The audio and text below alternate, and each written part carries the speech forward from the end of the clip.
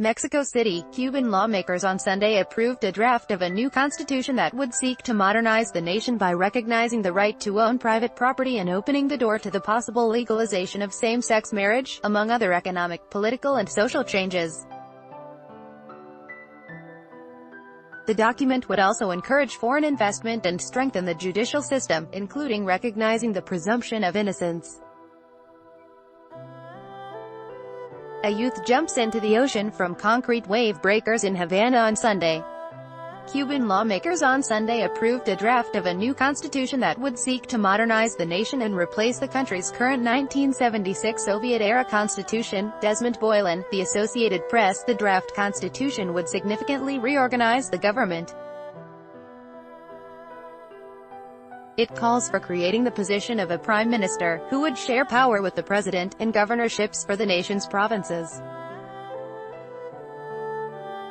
Before it can become official, the document, which would replace the 1976 Soviet-era constitution, will be put before the public in a series of meetings around the country and then be voted on in a national referendum, a process expected to take months. President Miguel Díaz-Canel Bermudez, who replaced Raúl Castro in April, said the approval process would unify the Cuban people and underscore the genuine democracy of the nation. Article continued below. This exercise of direct participation of the people acquires political relevance and will be a further reflection that the revolution is based on the most genuine democracy, he said Sunday, according to Grama, Cuba's state newspaper.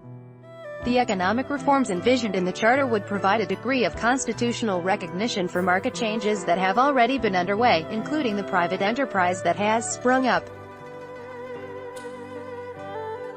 During his 2 terms as president, Castro took steps to loosen the state's grip on the economy and open up the nation to a small but vital private sector and more foreign investment. Essentially, they've changed so many things in the last 2 years that a lot of things that are happening are technically unconstitutional, said Ted Hankin, professor of sociology and Latin American studies at Baruch College in New York.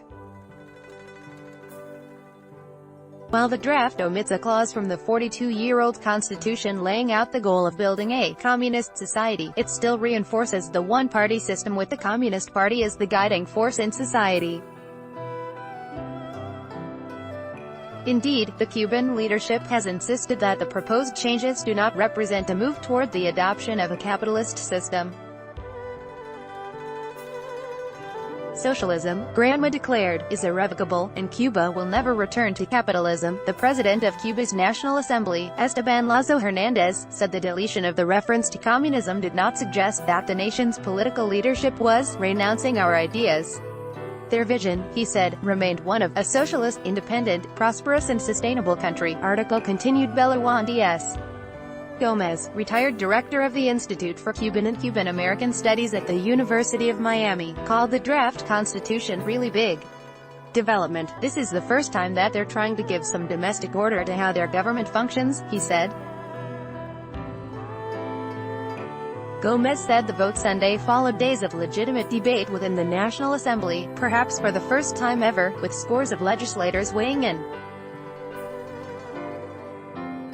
While Cuba under the proposed constitution is far from a democracy, Gomez said, the reforms seemed to point toward a very different government than we have seen in the last almost 60 years. Some of the changes contained in the draft constitution, which has not been publicly circulated, but has been described in some detail by Granma, would also modernize the law to catch up with changing social attitudes throughout Cuba and Latin America. Homero Acosta, secretary of Cuba's Council of State, told lawmakers Saturday that the draft defines marriage as a union between 2 individuals, not exclusively between a man and a woman. Reuters reported, the possibility of marriage between 2 people strengthens our project's principles of equality and justice, Acosta said, according to Reuters. He said, though, that legal recognition of same-sex marriage would require more legal changes.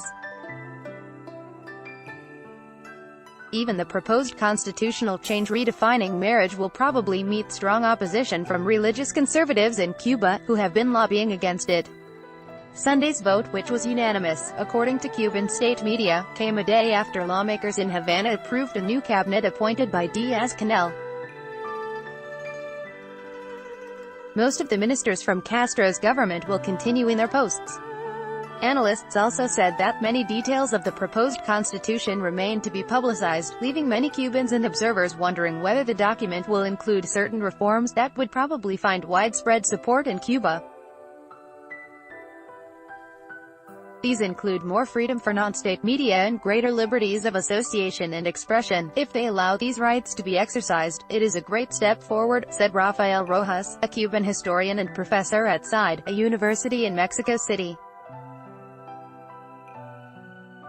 But we must see the final text of the Constitution to know.